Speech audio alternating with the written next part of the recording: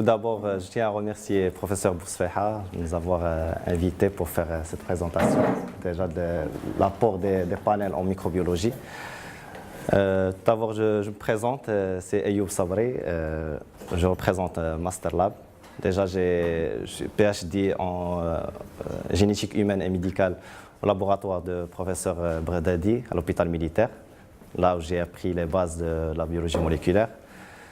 Maintenant, je représente Master Lab en tant que génie médical, on peut dire manager des produits moléculaires, tout ce qui est produits moléculaires, etc. Donc, je vais vous présenter l'apport des panels en microbiologie. Donc, c'est la tendance. Donc, tout d'abord, pour une petite définition, qu'est-ce qu'ils avaient dire syndrome? Ce sont les combinaisons, comme vous le savez tous, les combinaisons de signes ou symptômes formant un tableau clinique distinct. Pour les tests syndromiques, ce sont des tests avec, pour une variété de cibles, multiplex, par PCR en temps réel ou par autre test. Donc, alors pourquoi utiliser ces panels, surtout en microbiologie? C'est pour objectif surtout d'obtenir plus rapidement des résultats avec plusieurs cibles en multiplex, ainsi avec une efficience thérapeutique antimicrobienne et une optimisation de la prise en charge des patients. Déjà, les panneaux PCR multiplex sont comme des tests de première ligne. Donc, c'est un test d'intention destiné à être utilisé chez la plupart des patients soumis à un test de dépistage. Et surtout, sont exigés que d'autres tests soient effectués en première ligne. Ainsi, sont exigés un processus d'approbation. Ils sont aussi des tests relativement volumineux. C'est la recherche de plusieurs cibles, plusieurs pathogènes en même temps, que ce soit en multiplex ou bien en monoplex.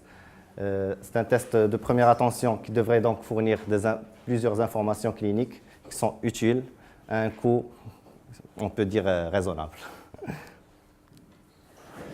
S'il y a une comparaison entre les tests conventionnels, la PCR, que ce soit monoplex ou multiplex avec 2 cibles ou 3 cibles, ainsi l'analyse syndromique. Déjà pour les tests conventionnels, à partir d'un échantillon, on fait des multiples tests demandés par le clinicien, des résultats rendus en quelques heures, voire quelques jours. Plusieurs comptes rendus sont générés avec une plus longue durée, bien sûr, de séjour. Par contre, pour l'analyse syndromique, toujours à partir d'un seul échantillon, on peut rendre un résultat dans un temps inférieur à 2 heures. Donc, ça va bénéficier ça va générer plusieurs résultats, mais d'un seul compte rendu, ainsi d'améliorer la gestion et la prise en charge du patient. C'est une étude de méta-analyse qui a été effectuée sur 31 études de 5920 patients. Dans les résultats, donc, on va avoir une comparaison avec les tests conventionnels et les tests syndromiques. Il y a une réduction de 5 heures à peu près de temps avant de prendre la thérapeutique, donc c'est approprié. Donc avec aussi une réduction de risque de mortalité, on sauve 1 sur 20 patients. Et surtout, une réduction du temps d'hospitalisation, ça va bénéficier sur l'économie de l'hôpital. Là-bas, si on aura une meilleure performance. Bien sûr, bien sûr. Notre étude sur tout ce qui est test respiratoire, aussi en multiplex, une étude qui a été effectuée sur 360 patients, et un groupe de contrôle de 354, dont l'essentiel, c'est aussi diminuer le temps d'hospitalisation de 1,1 jour, ainsi choisir entre l'isolement ou pas d'isolement pour les patients entre 45% versus 15% pour les tests syndromiques. Donc, on choisit entre isolement et non isolement. Et surtout, donc, le choix de traitement thérapeutique. Par exemple, pour l'influenza, pour cette étude, c'était 95% pour les tests syndromiques par rapport aux tests conventionnels, de 65%. Pour une autre étude qui est surtout pour le panel respiratoire, RP, donc en conclusion, ça tombe toujours dans le même résultat, réduction de temps d'hospitalisation ainsi qu'une économie pour l'hôpital, donc économie de temps de coûts de prise en charge et un rendement de résultats plus rapidement et plus efficace. Donc, maintenant, je passe la parole à Nicolas. C'est un fournisseur de l'appareil qui peut effectuer donc, tout ce qui est panel, ce qui est multiplex syndromique. Donc, c'est à lui de se présenter. Donc.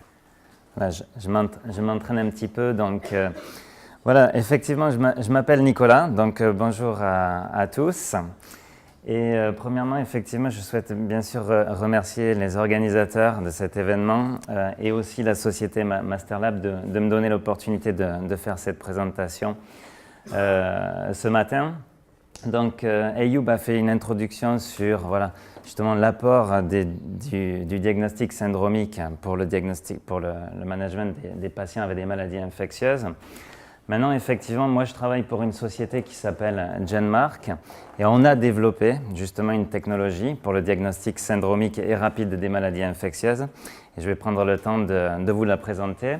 Et effectivement, je vais aussi ensuite prendre l'exemple du sepsis pour justement mettre en avant les avantages de ce type de technologie sur le management des patients en sepsis. Donc, important à retenir, vous voyez, ça c'est le slogan de notre technologie, c'est designer pour le patient, optimiser pour le laboratoire. Donc oui, je trouve que c'est toujours important d'en parler un petit peu parce que effectivement, on a développé une technologie pour faire du diagnostic dans les laboratoires de diagnostic, mais vraiment avec l'objectif d'améliorer la prise en charge patient. Donc notre technologie, c'est une plateforme qui s'appelle Liplex. C'est une plateforme qu'on dit Sample to Answer ou d'accès continu. Donc, elle est constituée d'une unité centrale que vous voyez au milieu. Donc, pour vous donner une petite idée, c'est comme un gros iPad. C'est le pilote de l'instrument. Et sur ce pilote, donc, on peut y greffer ce qu'on appelle des tours. Donc, vous voyez là, par exemple, c'est la version avec 2 tours. Là, on a un petit système aussi qu'on va pouvoir rapprocher dans les labos d'urgence ou peut-être même au lit du patient. Et dans ces tours, donc, on a des positions, 3 à 6 positions. Et dans ces positions, donc, on va y glisser des petites cartouches. Vous allez voir, je vais vous les présenter juste après. C'est des petites cartouches en elles-mêmes, c'est comme des petits laboratoires dans lesquels on va déposer l'échantillon primaire et dans lesquels vont se dérouler toutes les étapes de la biologie moléculaire, donc de l'extraction des acides nucléiques au rendu du résultat, bien évidemment en passant par l'amplification. On a voulu développer un système qui soit vraiment le plus simple possible, qui réduise au minimum tout ce qui est préanalytique, de telle façon justement à ce que n'importe quel laboratoire ou hôpital puisse développer cette technologie, même si les opérateurs n'ont pas forcément d'expérience en microbiologie ou en biologie moléculaire. Donc pour ce faire, le dernier élément qui est important sur cette plateforme, c'est le lecteur de code barre ici. Vous verrez qu'il permet effectivement de lancer un test sans avoir à saisir quoi que ce soit manuellement. Donc tout est à base de code barre pour avoir une traçabilité de 100%. Donc minimiser au maximum le risque d'erreur, éliminer le risque de contamination. Donc, je vous parlais de ces petites cartouches, quelques mots sur les cartouches.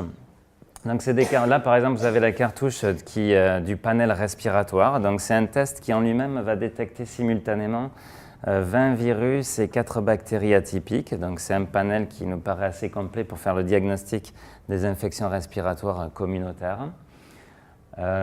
C'est des cartouches donc, qui sont, vous l'avez compris, à usage unique et effectivement, pour simplifier au maximum aussi tout ce qui est préanalytique, qui sont self-contained. Ça veut dire que vraiment tout ce qui est nécessaire est déjà dans la cartouche. Donc la seule chose qu'il va falloir rajouter, c'est ici, dans ce puits, derrière ce petit capuchon, c'est l'échantillon primaire du patient. Donc en l'occurrence pour ce test, un écouvillon nasopharyngé ou un lavage broncho-alvéolaire ou une aspiration nasopharyngée. Donc c'est validé aussi sur plusieurs types de matrices. Donc vous voyez qu'on va déposer dans la cartouche des volumes qui vont être très faibles, donc qui sont les volumes classiques qu'on utilise quand on veut faire une extraction des acides nucléiques.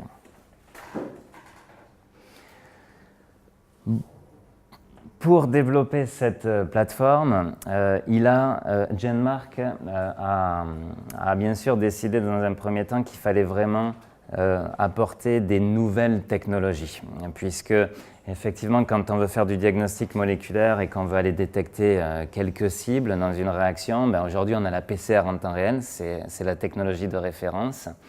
Maintenant, quand on veut détecter simultanément et comme ça dans une cartouche tout intégrée, 10, 20, 30, 40 cibles simultanément, là on a senti le besoin d'aller développer des nouvelles technologies pour contrecarrer les problèmes qu'on aurait rencontrés si on avait utilisé les technologies actuelles. Donc on a déposé 150 brevets, je crois, mais je vais vous parler plus précisément de 2 technologies qui vont apporter leur intérêt. Premièrement, la technologie e-sensor, donc qui est une technologie qu'on a développée pour la détection des produits de PCR. Donc, et puis ensuite, une technologie qu'on appelle l'électrowetting, qui est aussi ce qu'on peut dire du digital microfluidique, donc qui va permettre de faire bouger les fluides justement au sein de la cartouche sans utiliser ni de pompe ni de canaux microfluidiques qui peuvent se boucher. Quelques mots supplémentaires. Donc, comment ça fonctionne l'e-sensor? C'est une technologie d'électrochimie, je vous ai dit.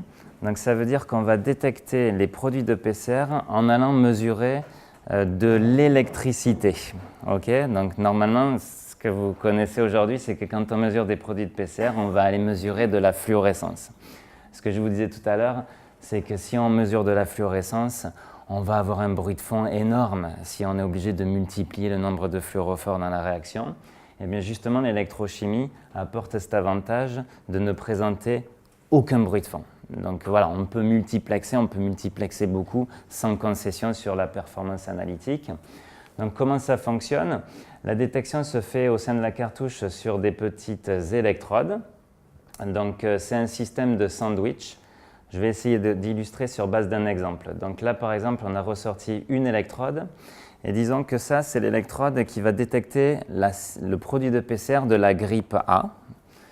Et donc sur cette électrode, il y a d'abord la première sonde ici qui est fixée de manière covalente sur l'électrode, il y en a à peu près 1 million. C'est la sonde de capture et vous voyez que cette sonde de capture, elle est complémentaire de l'ADN cible de la grippe A.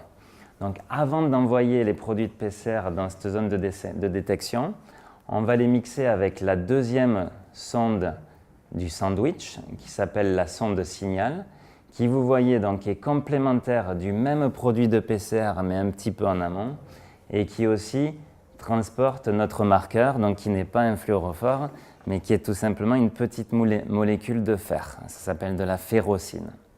Donc là vous comprenez que si et seulement si le produit de PCR est présent, le sandwich se forme et donc uniquement à ce moment-là, le fer est en contact avec l'électrode. L'électrode est stimulée en fin de réaction par un petit courant électrique. Si le fer est en contact, ça crée une différence de potentiel, ça crée un petit courant, du coup, en nanoampères, que l'instrument va mesurer et qui permettra de définir si un signal c'est positif, s'il n'y a pas de signal c'est négatif. Vous le verrez, j'ai une petite vidéo juste après. Et donc la technologie d'électrowetting, je vous disais pour faire bouger bien sûr les fluides à l'intérieur de la cartouche. Donc le microfluide, la cartouche en elle-même, tout se passe dans un support, c'est un support de circuit imprimé. Vous allez comprendre un petit peu mieux sur la vidéo.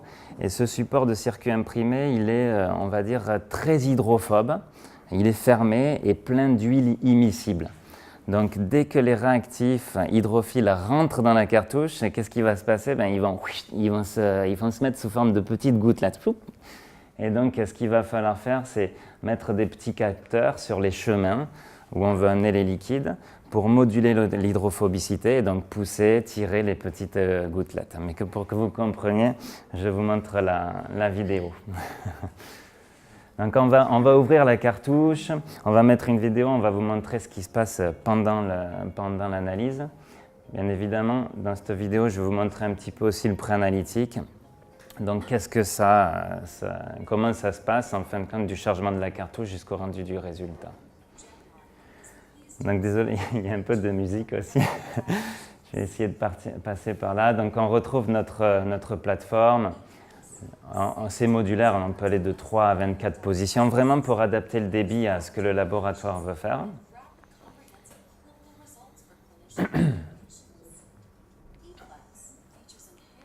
On retrouve notre cartouche et donc vous avez vu, la seule chose qu'il va faire, c'est déposer l'échantillon primaire à ce niveau-là.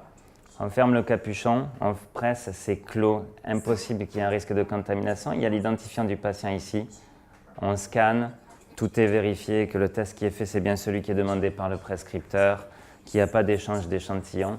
Et là, vraiment, maintenant, la cartouche rentre dans le système. Donc, ça prend à peu près 1 minute 30 de préanalytique pour glisser la cartouche dans l'instrument. Et là, le run est parti et le résultat sera disponible dans un délai de 90 minutes. Maintenant, on rentre dans la cartouche. Et vous allez voir comment fonctionne l'électroweighting et l'électrochimie. Donc on retrouve notre support hydrophobe. Et justement, tous les réactifs, vous voyez ce que je disais tout à l'heure, quand ils rentrent sur le support, on retrouve ces petites gouttelettes.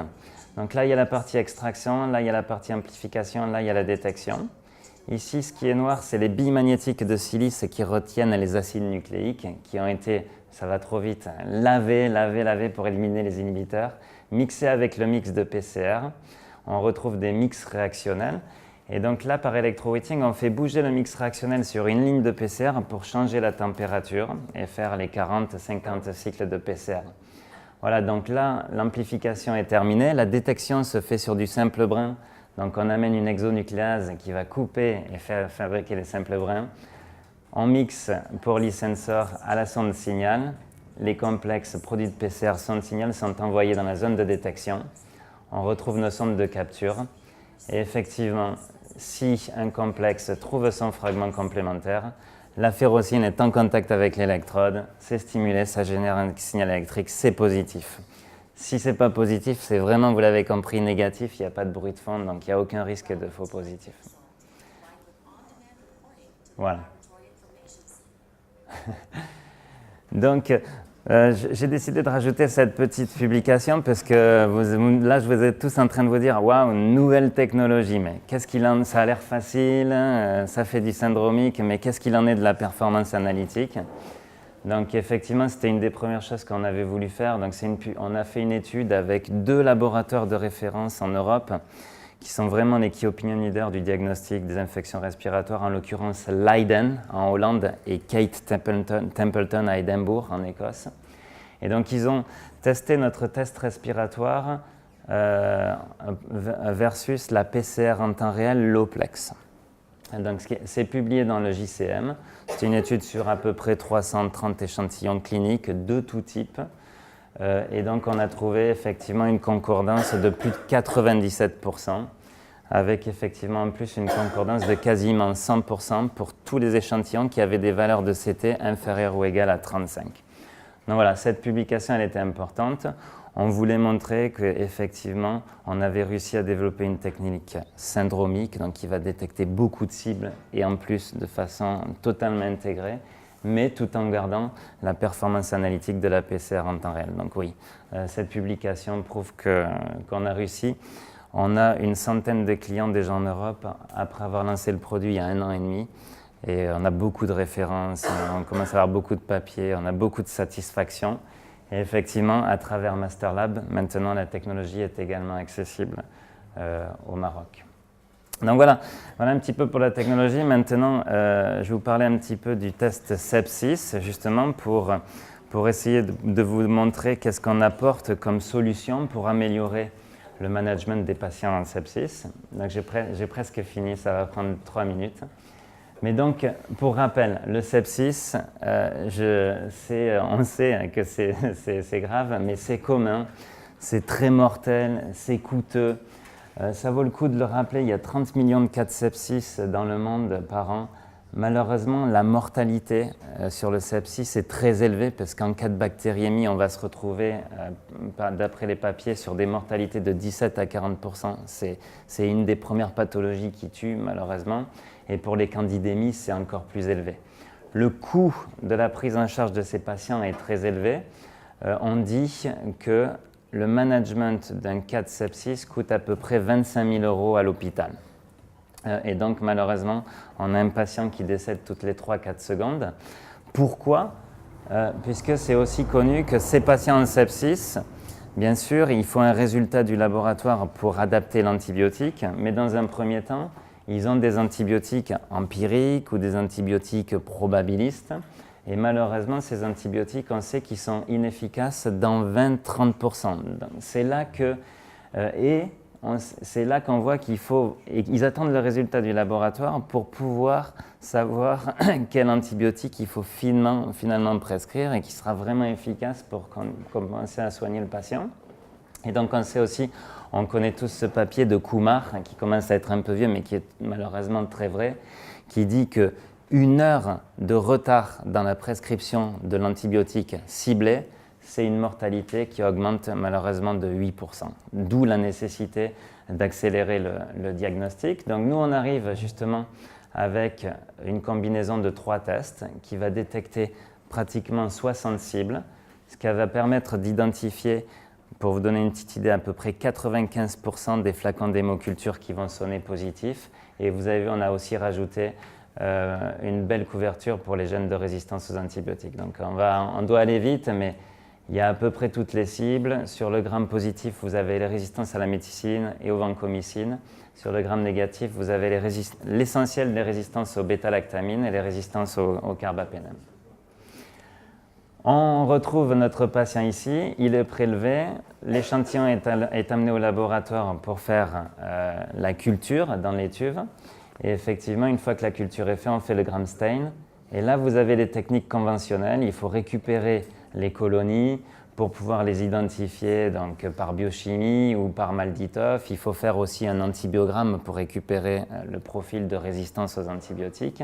Et vous voyez, tout ça, ça prend du temps. Ça prend au minimum 24 heures à 48 heures, voire 72 heures. Et donc, vous avez compris qu'avec l'Iplex, une fois que le gramme est fait, on pose 50 microlitres de l'échantillon dans la cartouche et dans un délai de moins de 2 heures, on récupère l'information sur l'identification et sur les gènes de résistance. Donc vous voyez, vous allez pouvoir avec cette technologie, du coup le laboratoire va pouvoir rendre le résultat au moins 24, 48 heures, voire 70 heures plus tôt pour donner l'information qui va permettre d'adapter l'antibiotique avec les avantages qui sont décrits ici, c'est-à-dire donner l'information plus vite pour adapter l'antibiotique, au final réduire fortement les durées d'hospitalisation, améliorer la bonne gestion des antibiotiques, donc limiter la prescription des antibiotiques empiriques inadaptés, et au final, comme l'avait déjà décrit Eyoub tout à l'heure, améliorer le pronostic du patient. Et ça, c'est connu dans cette publication de Tim Brook qui est sortie l'année dernière, cette méta-analyse,